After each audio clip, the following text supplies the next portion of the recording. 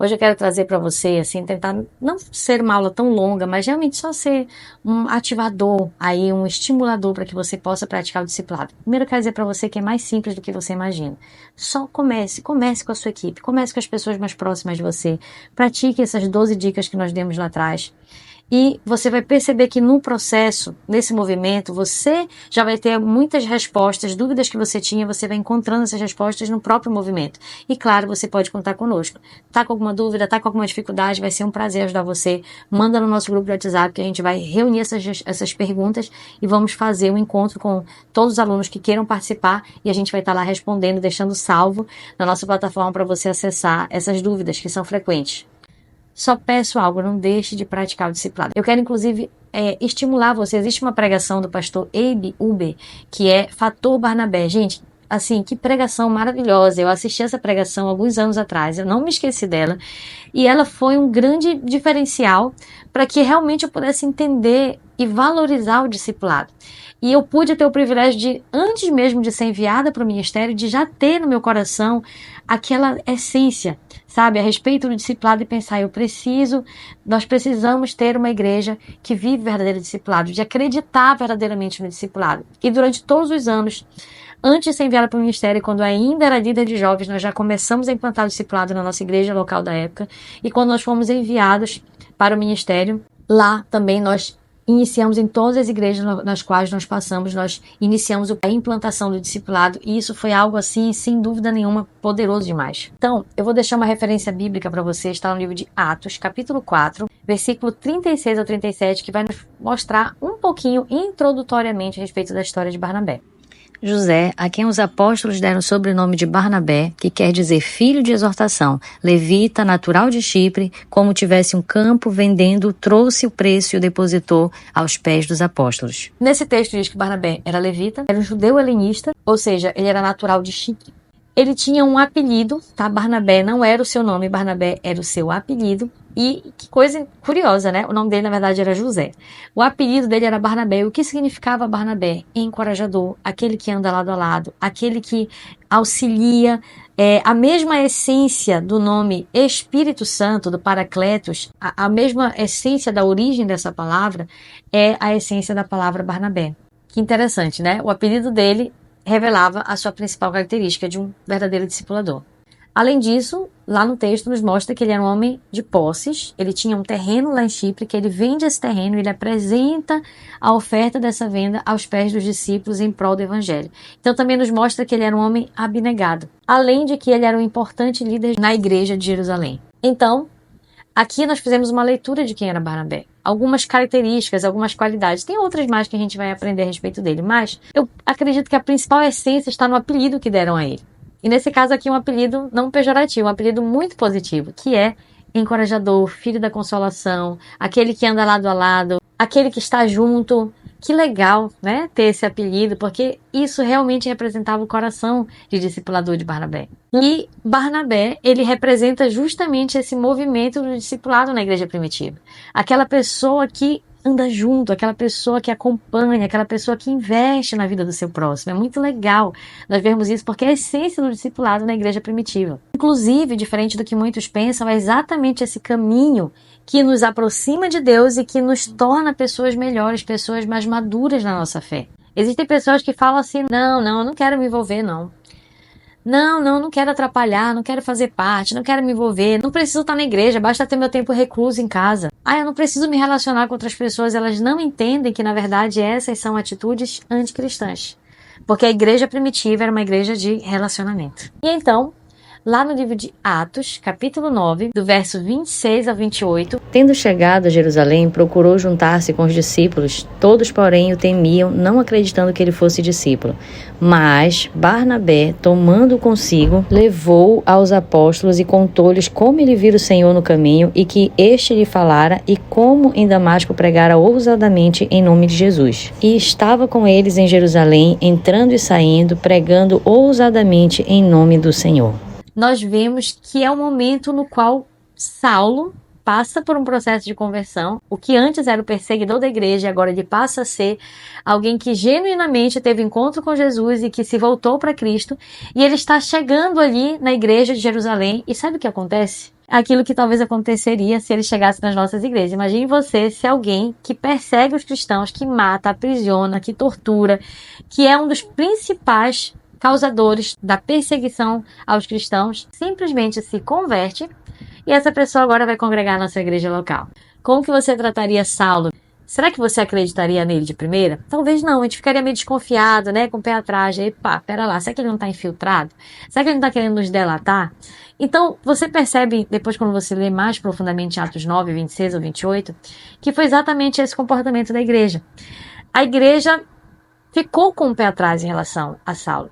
Não confiou totalmente nele, nem na história que ele estava narrando, mas, a palavra usa exatamente essa expressão, mas Barnabé, não. Barnabé, ele simplesmente é aquela pessoa usada para inserir Paulo na igreja primitiva. Paulo, que até então era um perseguidor, agora, com a influência de Barnabé, que era um líder considerado na igreja primitiva, através desse contato com Barnabé, Paulo passa a ser inserido. Porque não é só a palavra de Paulo, agora é a palavra de Barnabé. E Barnabé era bem quisto naquela comunidade.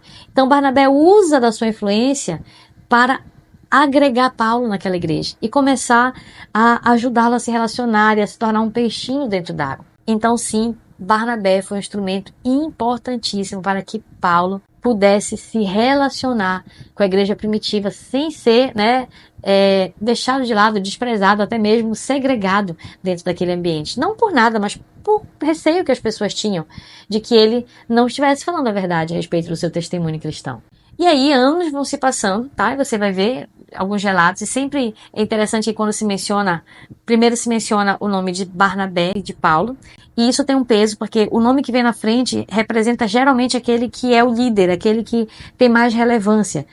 E então você vê que, até então, você vê sempre o nome de Barnabé vindo à frente. Atos capítulo 11, do versículo 19 ao versículo 25, vou deixar também aqui a referência para você. Então, os que foram dispersos por causa da tribulação que sobreveio a Estevão se espalharam até a Fenícia, Chipre e Antioquia, não anunciando a ninguém a palavra, senão somente a judeus. Alguns deles, porém, que eram de Chipre e de Cirene e que foram até Antioquia, falavam também aos gregos, anunciando-lhes o evangelho do Senhor Jesus. A mão do Senhor estava com eles e muitos, crendo, se converteram ao Senhor.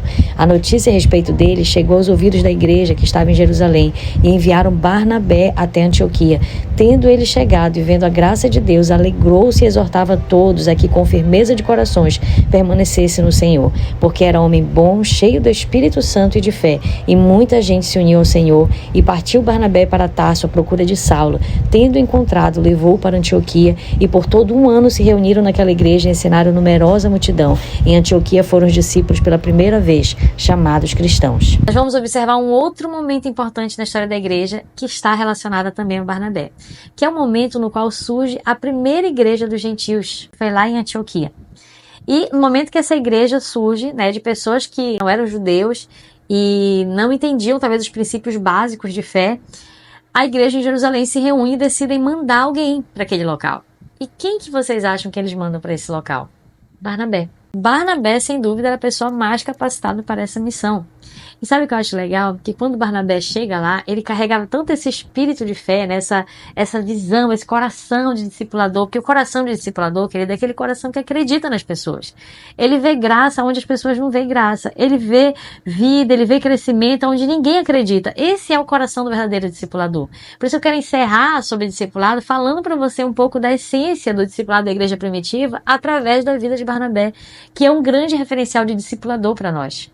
Quando Barnabé chega lá em Antioquia, a palavra nos diz que ele viu graça naqueles irmãos. E ele se animou, e ele se alegrou, e ele animou aqueles irmãos na fé. Agora imagina você, se não fosse uma pessoa com coração discipulador mandada para lá. Imagina que você vai chegar numa igreja de novos convertidos, E uma igreja de pessoas que não conhecem os princípios básicos de fé. São gentios. A primeira igreja gentílica. Meu irmão, imagina o quanto de confusão, quanto de, sei lá, o que tinha nessa igreja. Quanto que, se não fosse alguém com coração discipulador, nesse momento talvez chegasse lá dando paulada nesse pessoal. Mas Barnabé não.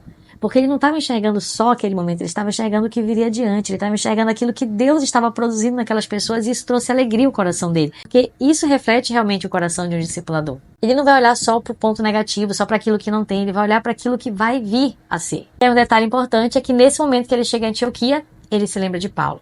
E ele vai lá em Tarso, porque Paulo tinha tido um problema na igreja em Jerusalém, né? Começou a debater, novo na fé, discutindo com os judeus, e aí os judeus passaram a persegui-lo, queriam matá-lo, e eles tiveram que descer Paulo por um cesto e mandaram, né, pelos muros de Jerusalém, mandaram Paulo para a sua cidade de origem, que era Tarso.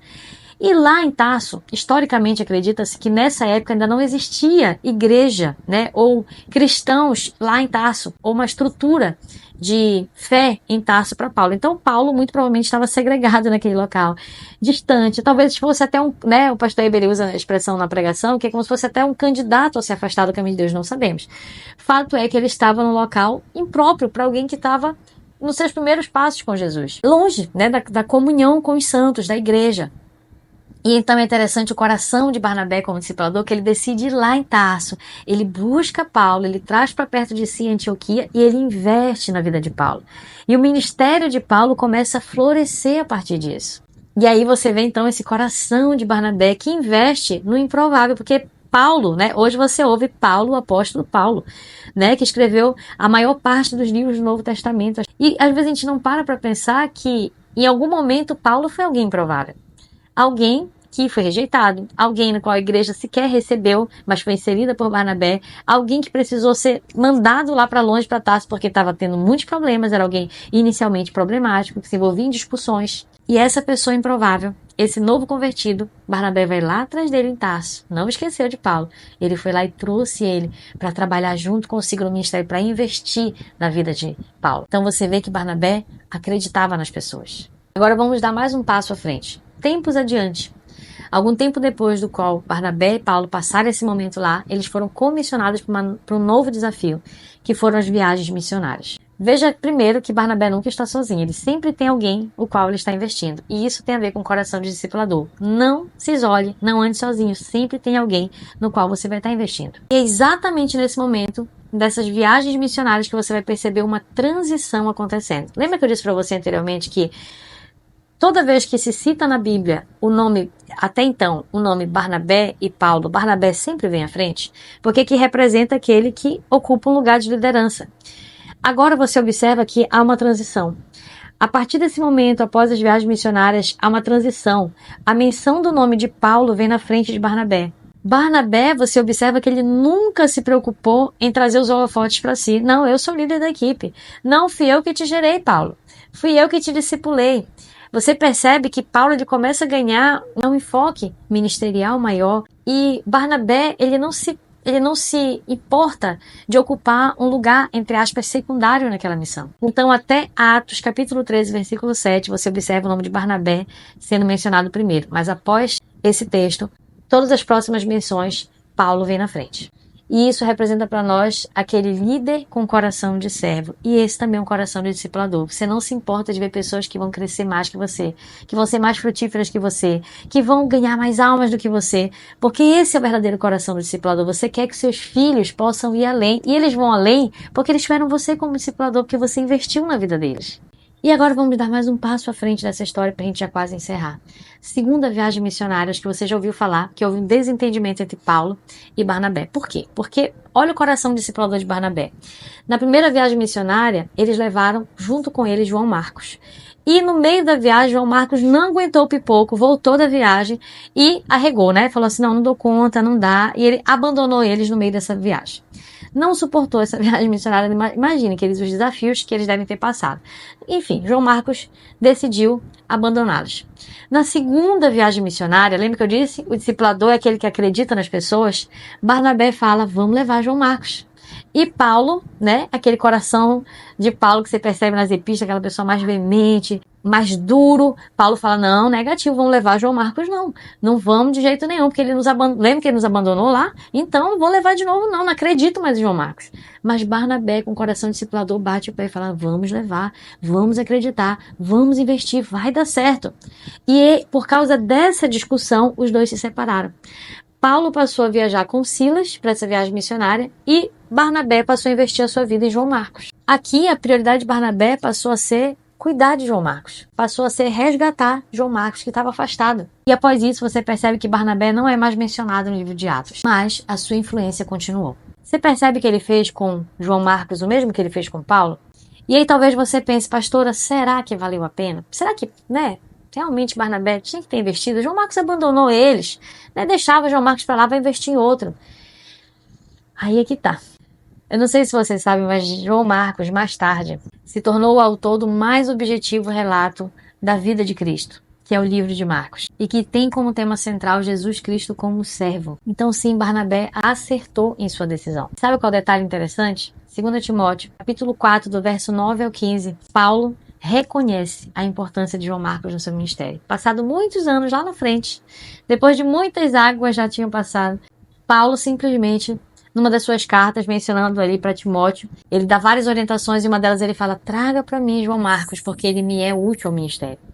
Então esse João Marcos que lá atrás foi desprezado, que lá atrás foi desconsiderado, mas que Barnabé continua acreditando nele, foi o João Marcos que lá na frente Paulo reconheceu que ele era útil para o ministério. E eu quero encerrar esse momento dizendo para você que o discipulado é justamente isso. É acreditar nos improváveis. Talvez você olhe agora para a sua equipe e fale, pastor, eu não tenho quem discipular. Você tem alguém para discipular. Essas pessoas não estão prontas, elas não estão preparadas, mas você vai investir a vida de Cristo que é em você na vida delas. E você vai se alegrar quando os frutos vierem. E é exatamente isso que eu quero estimular você. E para a gente encerrar aqui essa aula, eu quero deixar lá no nosso material do Reino, nós temos a nossa apostila de discipulado. Eu vou deixar lá nos materiais do Reino também para você um material em PDF com algumas sugestões de perguntas que você pode fazer no seu discipulado. Então, é só para você ter uma noção de que perguntas, e a pergunta no discipulado ela é extremamente importante porque ela é direcionadora, ela ajuda ao seu discípulo falar, porque no discipulado, preste atenção para a gente encerrar, discipulado não é só você que fala, muito pelo contrário, você tem que estimular o seu discípulo a falar. Você tem que extrair o que está no coração desse discípulo para que você possa aprofundar, entender até mesmo o que ele está precisando como ajuda. Então, nesse ambiente de discipulado que você vai tratar caráter, bases espirituais, vida sentimental, vida financeira, enfim, diversas áreas. Está lá no Materiais do Reino. Se você pegar nosso material, tem muitas áreas importantes que estão sendo tratadas lá. Já tem os temas prontos para você, mas depois você vai aprofundando conforme a vivência, a atmosfera da sua igreja local. Mas eu também vou deixar para vocês esse PDF com algumas perguntas para que você possa ter uma noção de que áreas, de que perguntas, do que você pode falar dentro do discipulado, perguntas que vão ajudar a extrair a essência do coração desse discípulo e que vai ajudar você a ser luz para essa pessoa e a ser instrumento de Deus na vida dela. Então eu quero encerrar com esse momento mesmo, para que você entenda o quanto Barnabé foi alguém que fez a diferença com o seu coração de discipulador e o quanto você pode fazer a diferença na vida de alguém com seu coração de discipulador. Talvez nem Barnabé tenha tido dimensão do quanto foi importante ele investir na vida de Paulo. Mas hoje nós sabemos quem Paulo se tornou e a influência que Paulo teve no Evangelho para o reino de Deus. Nós nunca vamos saber quem são as próximas pessoas que nós estamos discipulando e o peso e a importância que elas vão ter. Mas eu nunca esqueço, uma vez o nosso pastor falou assim, meu sonho é um dia pastorear uma igreja de 1 milhão de membros. E eu fiquei pensando, isso pode acontecer através da vida dele? Pode, mas pode também acontecer através da vida dos discípulos que ele vai ganhar.